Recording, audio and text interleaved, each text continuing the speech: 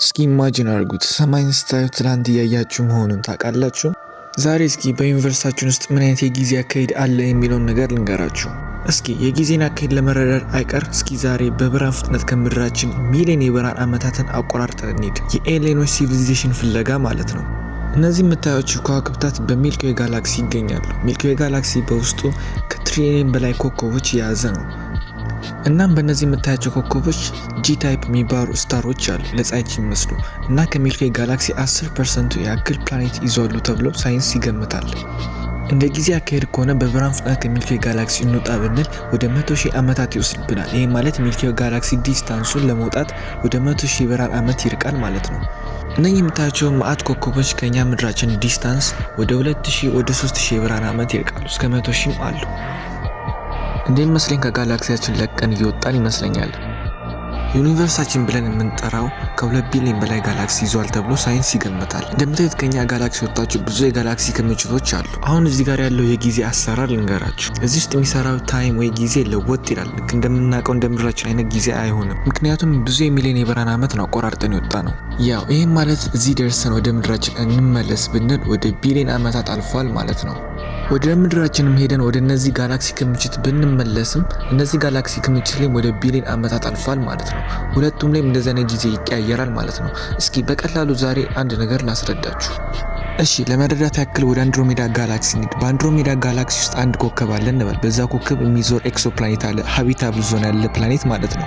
እና ያ ፕላኔት ህይወትን ይዟል እንበል እና በፕላኔት ውስጥ የሰለጠኑ ኤሊየኖች ወይ ፍጥረቶች አሉ እንበል። ይህ ስልጣኔ ስላችሁ ከኛ ሚልኪዌይ ጋላክሲ የወጣ በሌላ ጋላክሲ ውስጥ ያለ ስልጣኔ ነው ምላችሁ። እዛ ዓለም ያሉት ፍጥረትን እኛ ምድር እንመልከት ቢሉ እኛን የሰው ልጆች ምድራችን የነበረን አቋምን ከ2.5 ሚሊዮን ዓመታት በፊት የነበረን አቋምን ነው የሚያዩን ማለት ነው። ይህም ማለት የሚልኪዌይ እና አንድሮሜዳ ጋላክሲ ዲስታንስ 2.5 ሚሊዮን ላይት ይር ነው። ለምሳሌ እኛ የሰው ልጆች እነዛን ዓለምን ወይ እነዛ ፍጥረትን እንይ ብንል ከ2.5 ሚሊዮን ዓመታት የነበረውን አቋማቸውን ነው የምናየው ማለት ነው። ያው በእርግጥ ከሰው ልጅ በጣም የሰለጠኑ ከሆኑ ባላቸው ስፔስ ክራፍት በስፒድ ኦፍ ላይት የሚጓዝ ማንኮራኩር ቢኖራቸው ወደ ምድራችን እንምጣ ቢሉ ስንት ዓመታትን የሚወስድባቸው ይመስላችኋል? እዚህ ጋር ነው መልሱም። እነሱም 2.5 ሚሊዮን የብርሃን ዓመት ምድራችን ስለሚርቅባቸው እነሱ 2.5 ሚሊዮን ዓመታትን በጉዞ ውስጥ ያሳልፉታል ማለት ነው።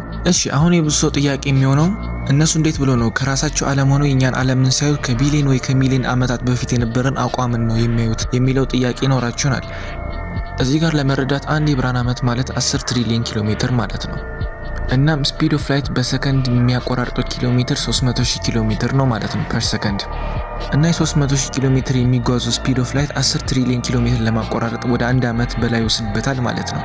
ይህም ማለት 10 ትሪሊዮን ኪሎ ሜትርን ተጉዞ ለመጨረስ 1 ዓመት ይወስድበታል ማለት ነው። በ300,000 ኪሎ ሜትር ፐር ሰከንድ ሲጓዝ ማለት ነው ፍጥነት። ያው ለምሳሌ በእኛ ጋላክሲ ውስጥ የምትገኘው ግሊስ 667 የምትባለው ኮከብ ከኛ 23 የብርሃን ዓመት ትርቃለች ማለት ነው። የሷ ብርሃን ወደ ምድራችን ለመድረስ 23 ዓመታትን ይወስድበታል ማለት ነው። በዛች ኮከብ ላይ ሚዞር ግሪስ 667 ሲሲ የምትባል ፕላኔት አለች ማለት ነው። የዛ ፕላኔት አቋሟን አሁን እኔ ብንል ከ23 ዓመት በፊት የነበረው አቋሟን ነው የምናየው ማለት ነው። ይህም ማለት ቅድም እንደነገርኳችሁ ብርሃን 300,000 ኪሎ ሜትር በፐር ሰከንድ ይሄዳል ማለት ነው።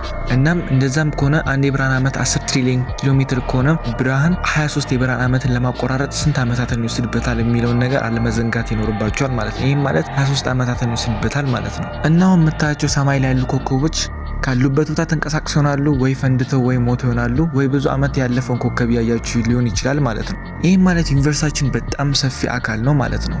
በሌላ መንገድም ታይም በብዙ ቦታ ይቀየራል። ለምሳሌ ግራቪቲ በበዛበት ቦታ ላይ ጊዜ በአንድ እኩል አይደለም የሚሄደው። ለምሳሌ ብላክ ሆል ላይ በጣም 1 ሰከንድ ብንቆይ ወደ ምድራችን ወደ ሚሊዮን ዓመት ያልፋል ማለት ነው። ስላችሁ አንድ ማሲቭ የሆነ አካል ላይና ክብደት በሌለው አካል ላይ የሚሄደው የጊዜ አይነት ይለያያል ማለት ነው። ይህም በቀጣይ ቪዲዮ ሰራላችኋለሁ ማለት ነው።